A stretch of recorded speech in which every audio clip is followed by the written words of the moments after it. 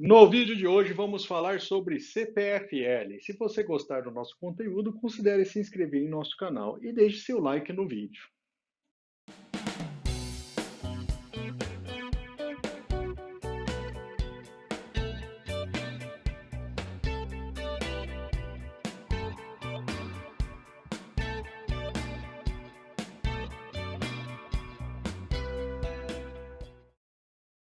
E vamos começar falando um pouco da estrutura da empresa, que concentra suas operações em São Paulo e também na região sul, mas tem principalmente na área de geração de energia em vários outros estados, como Minas Gerais, Goiás, Mato Grosso, Tocantins, Paraíba, Rio Grande do Norte e Ceará. Um ponto de atenção para o investidor é que somente uma parcela minoritária das ações está em circulação, 16%, e o restante está concentrado em uma empresa de energia estatal chinesa, que é a State Grid. Analisando um pouco mais a estrutura da empresa, ela fornece serviço nas três principais áreas do processo de energia elétrica, na geração, transmissão e distribuição de energia. Vendo os principais resultados da empresa, temos um aumento de 32% do EBITDA, o que levou a um aumento de 6,2% do lucro no trimestre. Outro ponto que vale a pena chamar a atenção é a conclusão de um complexo de geração eólica em Gameleira, no estado do Rio Grande do Norte. Vamos agora para os indicadores operacionais da empresa. Houve um aumento de 3,5% no total de gigawatt-horas vendidos pela empresa. A grande parte do crescimento ficou por conta da área industrial, seguido pela comercial em relação ao mesmo período no ano anterior. Essa diferença é atribuída, em grande parte, ao cenário macroeconômico, que foi muito melhor em 2021 do que havia sido em 2020. Abrindo os dados de venda de energia para a classe industrial, o aumento foi de 5,9% em relação a 2019, um ano que permite uma base de comparação muito melhor do que o ano de 2020.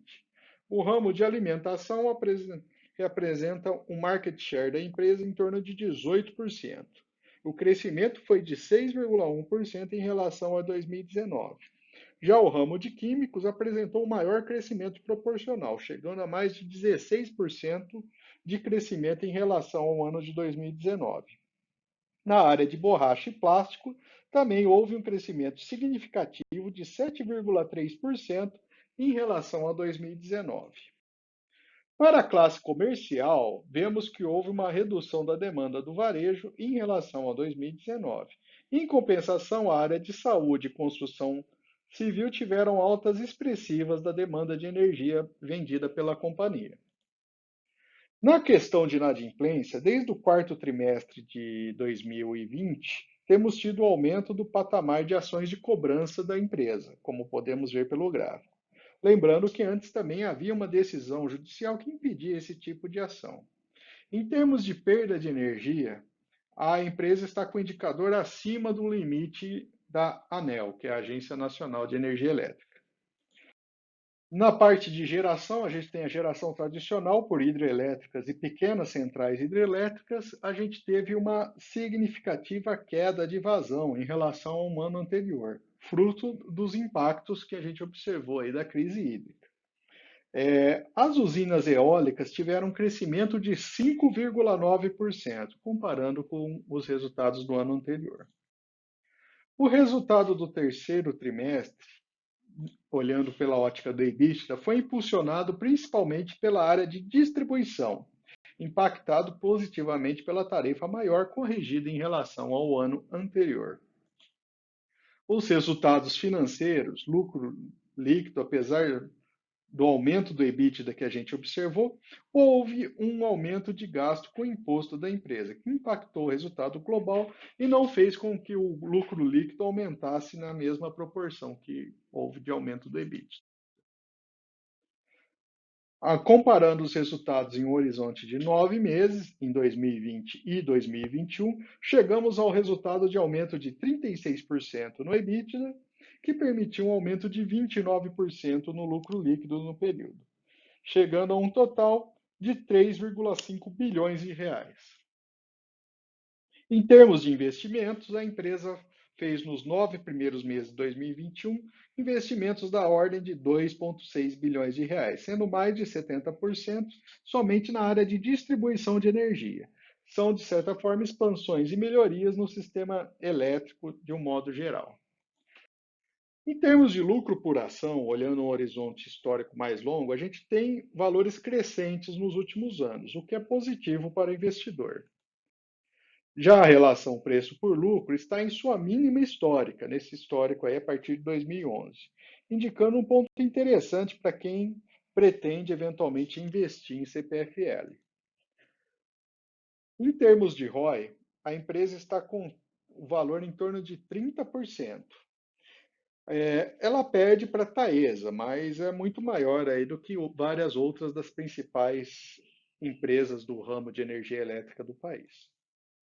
A empresa já havia sido uma boa pagadora de dividendos no passado e depois de um período em baixa, aí, 2016, 17, 18, ela retomou o pagamento de dividendos bastante interessantes.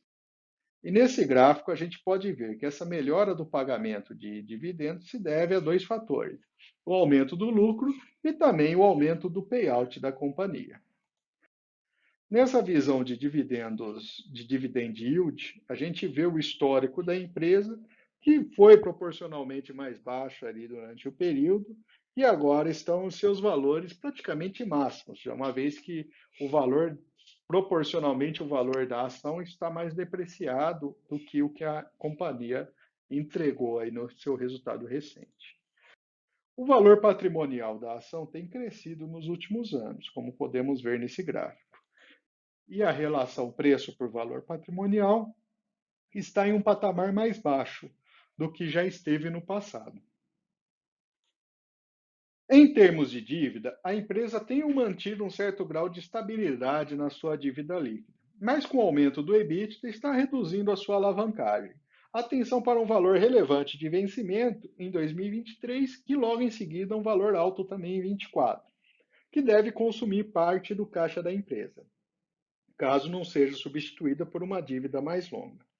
69% da dívida está indexada ao CDI, o que está penalizando as ações ultimamente, uma vez que a gente está nessa sequência de aumento aí da taxa básica de juros.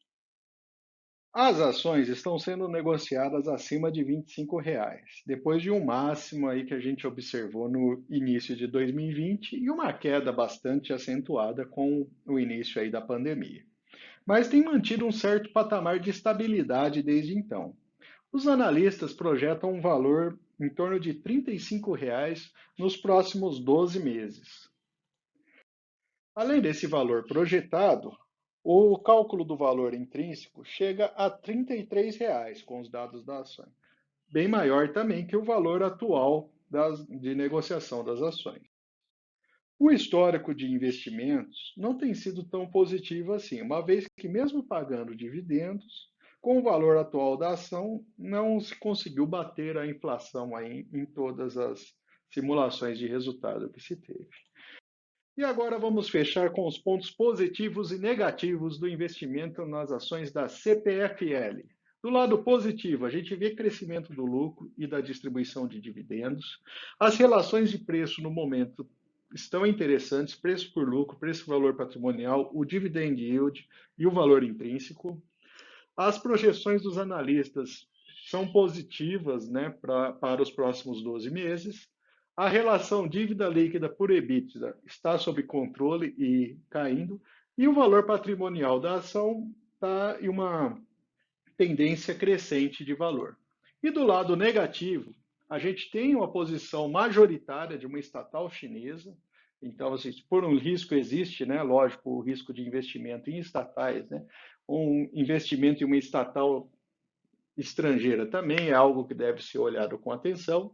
O histórico não é positivo para quem investiu da empresa a longo prazo, uma vez que os valores atuais não estão em patamar tão interessante, e vencimentos da dívida próximos, né, principalmente 23 e 24, que devem aí ter alguma relevância no caixa da companhia no futuro breve.